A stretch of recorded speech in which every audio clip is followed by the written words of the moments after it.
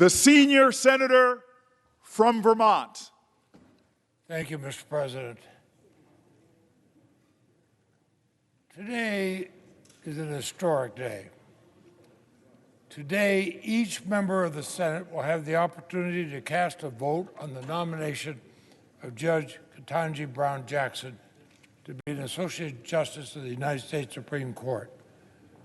I say historic because throughout our nation's history, only 115 people have served on the Supreme Court. Until now, only 5 of the Supreme Court justices have been women. Only 2 of the justices have been black, and none has been a black woman. So history indeed, and long overdue. But I'm not going to cast my vote in support of Judge Jackson's confirmation because she is a woman or because she is black. I will cast that vote because she is eminently qualified to serve in the position to which she's been nominated. Her nomination shouldn't just be welcomed, it should be celebrated. It's a major step forward for our democracy. It's further widening the lens to help make our nation more inclusive and more representative with each passing generation. She is one of the most qualified nominees of the Supreme Court that I've ever considered in my 48 years here. Graduate at Harvard and Harvard Law School, a judicial clerk at the district, circuit, and Supreme Court levels, a federal appellate judge, a federal district court judge, a member of the U.S. Sentencing Commission, an attorney in private practice.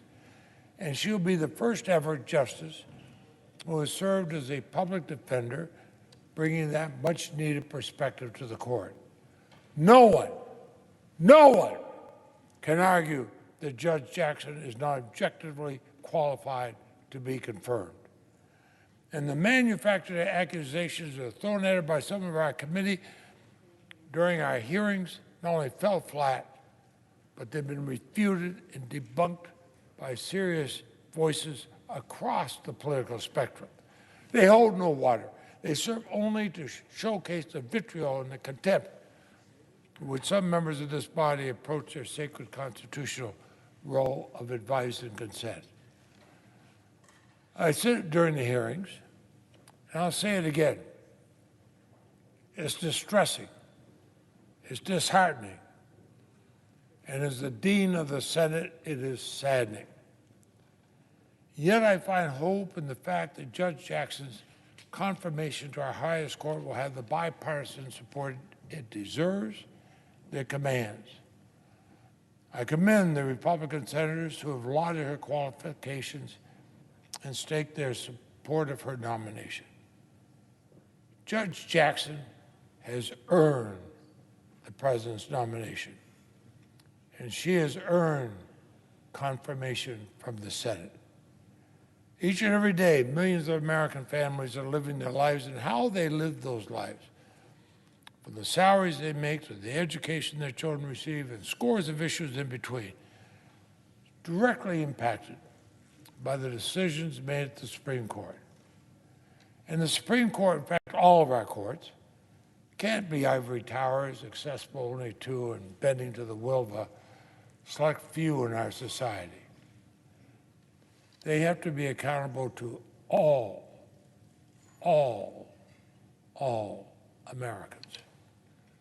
To do so, they must reflect the diversity of our nation, the diversity that's at the foundation of our democracy, diversity of gender, of race, of creed, of education and history, but also diversity of thought and life experiences. Judge Jackson brings that and more to the bench. Mr. President, I'm proud to be the President pro tempore of the Senate, and I was proud to have chaired the Senate Judiciary Committee in the past. In that regard, I voted for the first woman to ever serve on the Supreme Court. I voted for the first Latina to serve on the Supreme Court.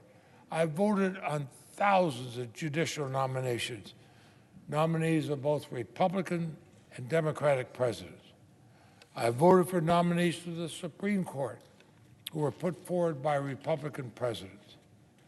I've long lamented the increasing political gamemanship that has affected our current confirmation process.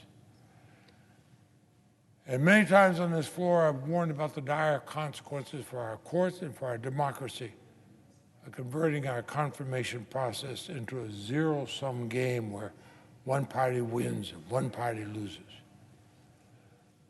But to change that gamemanship requires that we have some adults in the room.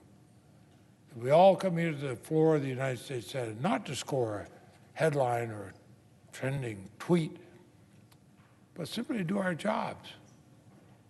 There's only 100 of us to represent this whole country. So who's going to do that today? Simply do their jobs. I've taken a clear look at Judge Jackson's record. I heard her testimony 2 weeks ago. I met with her. I read opinions that she has written. I spent hours listening to her. I saw her intellect, her humility, and her temperament on full display. Mr. President, she's the justice we need now.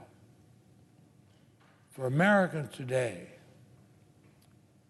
for the generations to come, for our children and our grandchildren, for all of us, I will cast my vote to confirm Judge Jackson, and I'll do it proudly. And I hope the Senate can rise to this moment. I hope it can be the deliberative body the founders envisioned when they conceived of this great experiment. Our independent judiciary, in fact, our democracy, demanded of us. Mr. President, history will remember the votes cast here today. I will proudly vote aye. I yield the floor.